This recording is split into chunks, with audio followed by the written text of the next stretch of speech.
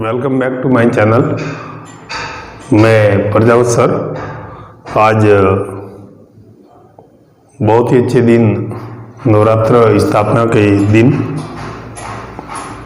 काफ़ी लंबा अंतराल हो गया, चैनल पे वीडियो अपलोड नहीं कर पाया कार्य की व्यस्तता के कारण।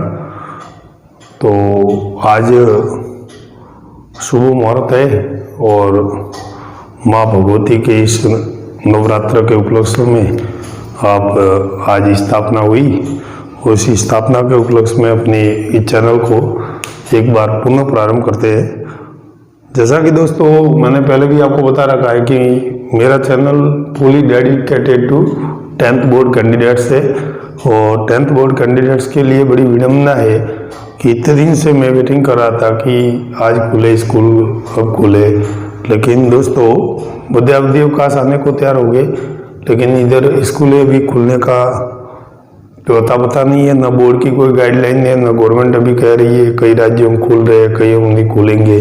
15 अक्टूबर को अभी कहा कि 15 अक्टूबर को खुल सकते हैं, वो भी नहीं दोस्तों खुले। तो अब न जाने कब खुलेंगे, क्या मालूम दीपावली के बाद खुलेंगे या पहले। तो बोर्ड ने तो सारी अपनी गाइडलाइन तैयार कर रखी है, लेकिन एक बार जब खुले स्कूल तो बोर्ड तय कर पाएगा कि कितना पाठ्यक्रम रखना है और कितना आपको पढ़ना है।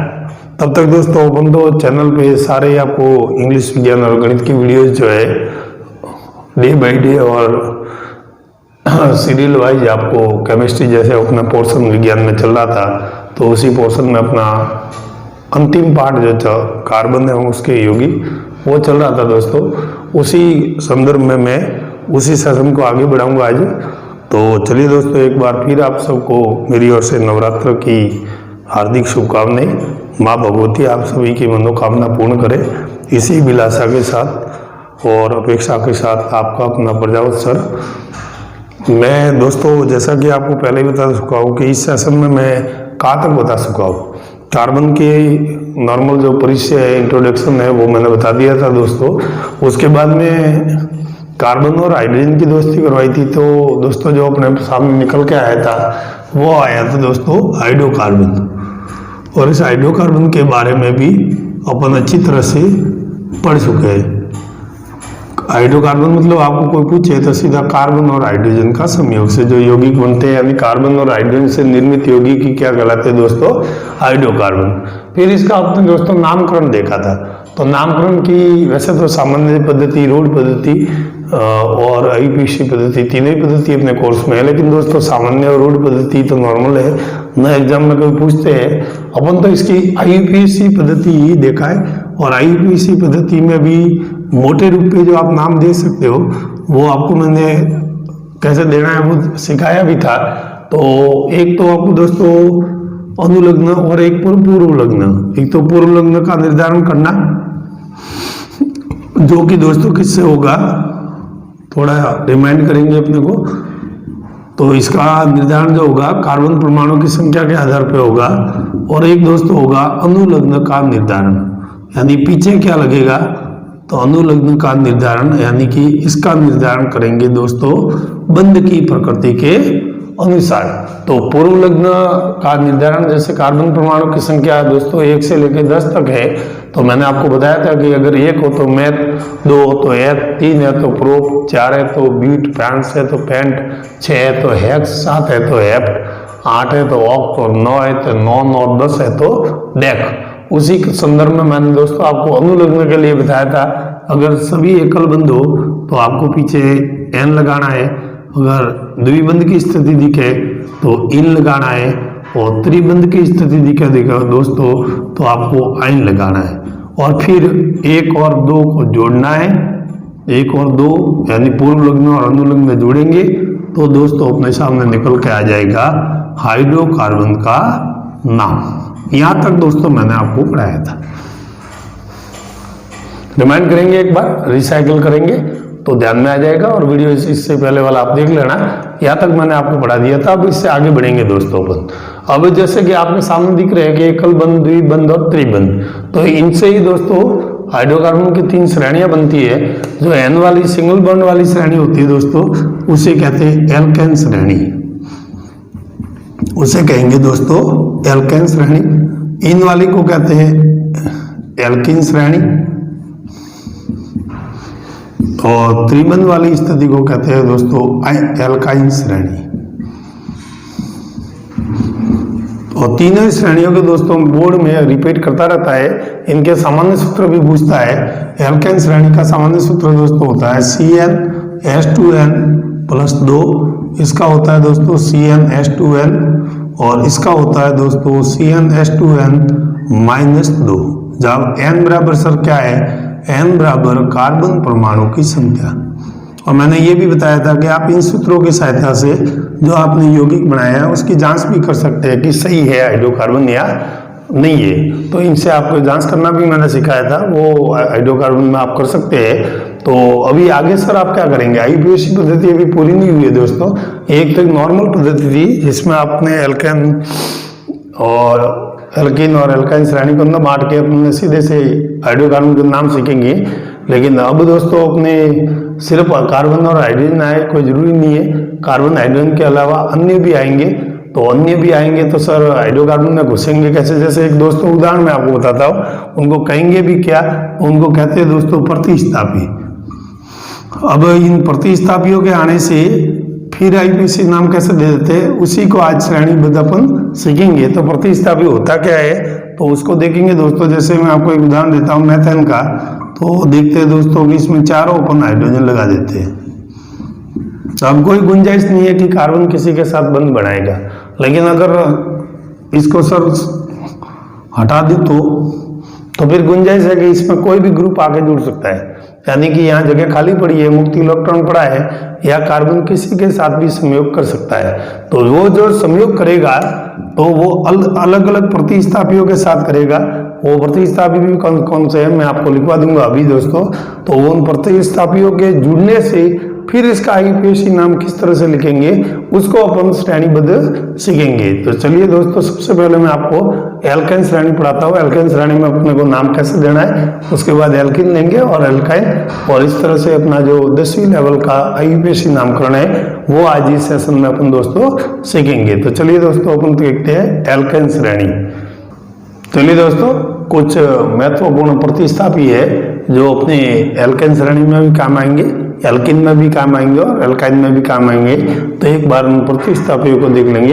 और दोस्तों अपने जो ये प्रतिस्थापी 10th बोर्ड के लेवल तक दिए हुए, इनके अलावा कोई प्रतिस्थापी जोड़ के आपको नाम नहीं पूछा जाएगा, क्योंकि हर चीज का एक क्राइटेरिया होता है। उसके बाद 11th 12th में तो हाई लेवल की IUPAC नोमेनक्लेचर होता है, उसको छोड़ेंगे अपन। 10वीं तक क्या है तो उन ग्रुपों को एक बार आप देख लेंगे कि कौन कौन से ग्रुप सर जुड़ सकते हैं। तो प्रतिस्थापी में सबसे पहले दोस्तों होगा Maithil, ethyl, propyl, isopropyl, butyl, ये हेलोजन में आते हैं, क्लोरो, ये ब्रोमो, ये आयोडो, ये फ्लोरो, और ये दोस्तों होता है नाइट्रो। और इन प्रतिस्थापियों को एक बार आप याद कर लेना कि कौन सा प्रतिस्थापी लगता है। अब इन प्रतिस्थापियों की भी क्या कि जब अपन IUPAC नामकरण देंगे तो अपन को देखना पड़ेगा कि कौन सा प्रतिस्थापी लगा हुआ है। तो नामकरण देखने के लिए IUPAC जब नाम देते हैं तो क्या क्या करना पड़ता है सर, तो प्रतिस्थापी भी देखना पड़ते हैं। उसी संदर्भ में एक एक बिंदुवत मैं आपको बताऊंगा कि आपको नाम देने कैसे है। अब इन्हीं के मान लो संख्या सर मैथिल मान लो एक ने आके 2 प्रतिस्थापी हो जाए तो उस सारणी को भी दोस्तों याद रखना है कि प्रतिस्थापी की संख्या कोई जरूरी नहीं कि एक ही हो, एक से अधिक भी हो सकती है। तो एक होने पर आपको क्या लगाना है, एक होने पर दोस्तों आपको मोनो लगाना है, 2 लगाना है, 2 होने पर प्रतिस्थापी डाई लगाना है, 3 होने पर ट्राई लगाना है, एक ही प्रतिस्थापी 3 बार आने पर उसको ट्राई लगाना है, एक ही प्रतिस्थापी 4 बार आने पर आपको टेट्रा लगाना है, 5 बार आने पर दोस्तों आपको पेंटा लगाना है, 6 बार आने पर दोस्तों उसको हेक्सा लगाना है, 7 बार, हालांकि यहाँ तक बोर्ड पहुंचेगा नहीं फिर भी आपको हेप्टा, और 8 आने पर ऑक्टा, और 9 आने पर नोना लगाना है, और 10 आने पर डेका लगाना है। हालांकि आपके लिमिटेड है, हेक्सा तक खूब हो गया, बाकी मैं तो मानता हूँ कि प्रतिस्थापी में तो देखे तो सर ट्राई तक भी खूब है, 3 प्रतिस्थापी से ज्यादा आपकी बड़ी समझना पूछेगा भी नहीं, लेकिन अपने किताब में दी हुई है तो अपनी इस सारणी को भी याद रखना कि एक प्रतिस्थापी आ जाता है तो उसके लिए मोनो लगाओ, 2 प्रतिस्थापी वो के वही आ जाते हैं 2 बार तो उसके लिए डाई लगा दो। जैसे मैथिली मान लो 2 बार आ गया तो डाई मैथिल लगा देंगे, और मैथिली मान लो 3 बार आ गया तो ट्राई मैथिल लगा देंगे, 4 बार आ गया तो टेट्रा मैथिल लगा देंगे, 5 बार आ गया तो पेंटा मैथिल लगाएंगे। तो ये तो दोस्तों प्रतिस्थापी कितनी बार वही प्रतिस्थापी आता है उसके लिए ये नामकरण की विधि रहेगी, मोनो, डाई, ट्राई, टेट्रा, पेंटा, हेक्सा, हेप्टा, ऑक्टा, नोना और डेका, और ये आपके रहेंगे दोस्तों क्या रहेंगे प्रतिस्थापी। अब सर आईपीएससी नाम देते हैं तो श्रेणी वाइज अपन चलेंगे, तो भले श्रेणी वाइज नहीं भी चले तो भी इसके कुछ मुख्य बिंदु होते हैं, उन बिंदुओं को देखते हैं कि हमको नामकरण कैसे देना है। तो एक बार उन बिंदुओं को भी दोस्तों देख लेंगे कि बिंदु कौन कौन से है। चलिए दोस्तों अपन देखते हैं एल्केन, एल्किन और एल्काइन तीनों के नामकरण में कोई विशेष बात नहीं है, तो उसके मुख्य जो बिंदु है उन बिंदुओं को एक बार ध्यान में रखेंगे। तो अपन तीनों ही श्रेणियों का एक एक उदाहरण लेके इस पद्धति को अपन आसानी से सीख लेंगे, कोई दिक्कत वाली बात नहीं होगी। सबसे पहले दोस्तों अपने को क्या करना पड़ेगा, मुख्य कार्बन श्रृंखला का चयन, तो मेन जो कार्बन की सीरियल है उसका सिलेक्शन करना पड़ेगा। इसके लिए सर एल्केन में तो हमको क्या देखना है, एल्केन में आपको लंबी से लंबी श्रृंखला कौन सी दिख रही है वो देखनी है, या फिर लंबी से लंबी न देख के अगर अधिक प्रतिस्थापी श्रृंखला है तो पहले वहां से नंबर देने आपको, ठीक है। और दूसरी बात ही आती है अंकन की यानी नंबरिंग की, तो नंबरिंग भी आपको एल्केन में तो कैसे देना है, जहां से अधिक प्रतिस्थापी श्रृंखला है वहां से, और एल्किन में कहा देना है जहां पे द्विबंध नजदीक पड़े और त्रिबंध नजदीक पड़े तो एल्काइन में नंबर वहां से देने, यानी जहां से त्रिबंध को कम से कम अंक मिले वो नंबर देना आपको, द्विबंध को भी कम से कम अंक मिले वो नंबर देना है, और एल्काइन में आपको ध्यान रखना है कि लंबी कार्बन श्रृंखला होनी चाहिए और अधिक प्रतिस्थापी हो तो पहले उस श्रृंखला का चयन करना है, और नंबर देने की प्रणाली रहेगी आपके द्विबंध को कम अंक मिले, त्रिबंध को भी कम अंक मिले।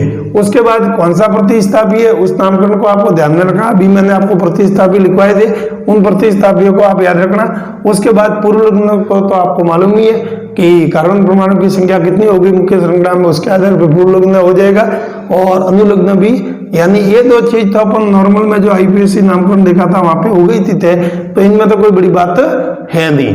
चलिए दोस्तों इसी के संदर्भ में अपन तीनों श्रेणियों का एक एक उदाहरण लेते हैं। जैसे इस उदाहरण को देखते हैं, अब इसका नामकरण सर कैसे देंगे, जैसे CH3, CH3 और CH3।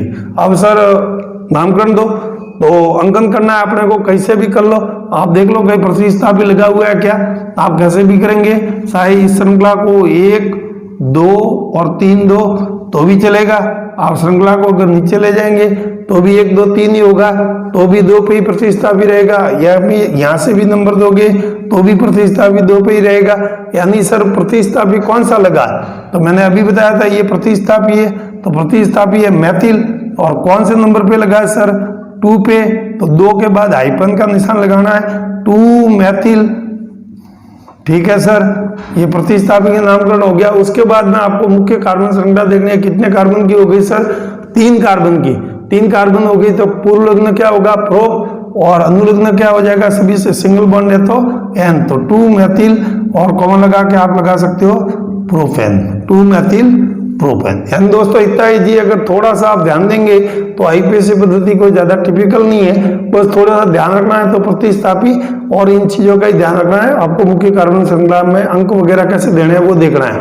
जैसे अभी मैंने एल्किन में बताया था कि द्विबंध को कम से कम अंक मिले, तो ये एल्किन श्रेणी का उदाहरण देगा, मान लो यहाँ से मैं नंबर देता हूँ तो 1, 2, 3 और 4, तो 3 पे आता है ये डबल बॉन्ड, और यहाँ से देता हूँ मैं तो 2 पे ही डबल बॉन्ड आता है। तो मैंने क्या था, द्विबंध और त्रिबंध को कम से कम अंक मिले, तो सर देखेंगे तो अपन 1, 2, 3, 4 और 5 या 2 पे द्विबंध आ रहा है तो अपन नंबर यहाँ से देंगे ना कि यहाँ से देंगे, क्यों, क्योंकि यहाँ से देने पर त्रिबंध पे, द्विबंध पे कितने अंक आ जाते हैं, 3 आ जाते हैं, और अपना नियम क्या कहता है कि द्विबंध को कम से कम अंक मिले, तो यहाँ द्विबंध को कम से कम अंक मिल गए। अब इसका आप नाम आराम से दोस्तों देख सकते हो कि ये लंबी श्रृंखला है और कितने कार्बन की है सर 5 की, और 5 की है तो सर पेंट तो फिक्स है और इन लग जाएगा, डबल बॉन्ड आने से, तो पेंटीन तो हो गया, लेकिन कितने पेंटीन हो गया सर? तो पेंटीन 2 पे आपके द्विबंध है, इसलिए दोस्तों 2 हाइफेन पेंटीन लिखना है इसको, 2 पेंटीन नाम लिखेंगे और आपका दोस्तों बिल्कुल सही हो जाएगा। पेंटीन तो है ही, नॉर्मल पेंटीन थोड़ी है, 2 पे द्विबंध लगा इसलिए ये क्या हो जाएगा 2 पेंटीन। इसी तरह दोस्तों एक उदाहरण जैसे देखते हैं अपन त्रिबंध वाला, तो त्रिबंध वाला अब कहां से सर अपन नंबर दे कि उसको कम से कम अंक मिले, तो कार्बन श्रृंखला का चयन करना है अपने को, तो उससे पहले प्रतिस्थापी भी देखना पड़ेगा। तो एक प्रतिस्थापी तो आपको दिख रहा होगा दोस्तों, ब्रोमो लगा है और एक मेथिल लगा है। अब ऐसी स्थिति में आपको क्या करना है कि ब्रोमो और मेथिल होता है, तो अपने को क्या करना है, अल्फाबेटिकल थोड़ा नियम भी ध्यान रखना है कि मेथिल को लिखते हैं सर अपन METHYL और ब्रोमो को लिखते हैं BROMO। अब बी पहले आता है या एम पहले आता है दोस्तों? तो बी पहले आता है, यानी ब्रोमो वाला जो है प्रतिस्थापी उसको पहले लिखना पड़ेगा और मेथिल वाले प्रतिस्थापी को बाद में लिखना पड़ेगा। अब नंबर बोले आप यहाँ से 2 या यहाँ से 2, बोले 1 और 2 और 3, या 2 पे द्विबंध आ रहा है त्रिबंध, और यहाँ से दे तो 1 2 और 3 पे आ रहा है, तो नंबर कहाँ से दूँ सर मैं? नंबर यहाँ से दे दो आप, 1 2 3 4 और ये 5 वाले हो गए। नहीं, ये पेंटाइन तो फिक्स हो गया, ये तो कोई दिक्कत ही नहीं है, वो तो आपको नॉर्मल में मालूम ही है, 5 से तो पेंटाइन तो हो गई, ये तो अपने को आता ही है। उसके बाद में आपको ये देखना है कि ग्रुप कैसे लिखना सर, पहले ब्रोमो लिखूं या मेथिल लिखूं? तो इसी स्थिति में आपको अल्फाबेटिकल देखेंगे तो पहले दोस्तों क्या आता है, ब्रोमो आता है। तो ब्रोमो कितने पे लगा हुआ है? 1 पे, तो 1 हाइफेन ब्रोमो और दोस्तों कॉमा लगा के फिर लिखेंगे अपन। 4 पे क्या आ रहा है दोस्तों? 4 हाइफेन मेथिल और उसके बाद में दोस्तों लिखना आपको पेंटाइन। यानी आपको 2 ग्रुप होने पर अल्फाबेट का भी ध्यान रखना है कि अल्फाबेट में पहले कौन सा आएगा, तो पहले ब्रोमो आता है इसलिए पहले ब्रोमो को लिखेंगे, उसके बाद में आपको मेथिल लिखना है। तो ये दोस्तों था आईपीएससी नामकरण के नियम, कुछ मुख्य प्रतिस्थापी 1 से अधिक होने पर कैसे नामकरण देने। तो उस सदन में मैंने आपको एल्केन एल्किन एल्किन तीनों ही श्रेणी आपको बताई, तीनों के सामान्य सूत्र भी बताए, और बाकी अपने दोस्तों बुक्स में खूब सारे उदाहरण दिए हुए, उन उदाहरणों को आप मिलान करना, और हो सके तो कमेंट बॉक्स में आप मुझे लिख के भी भेज सकते हो। नेक्स्ट सेशन में अपन पढ़ेंगे कार्बन के अपूर्व। आज के लिए दोस्तों इतना ही, धन्यवाद।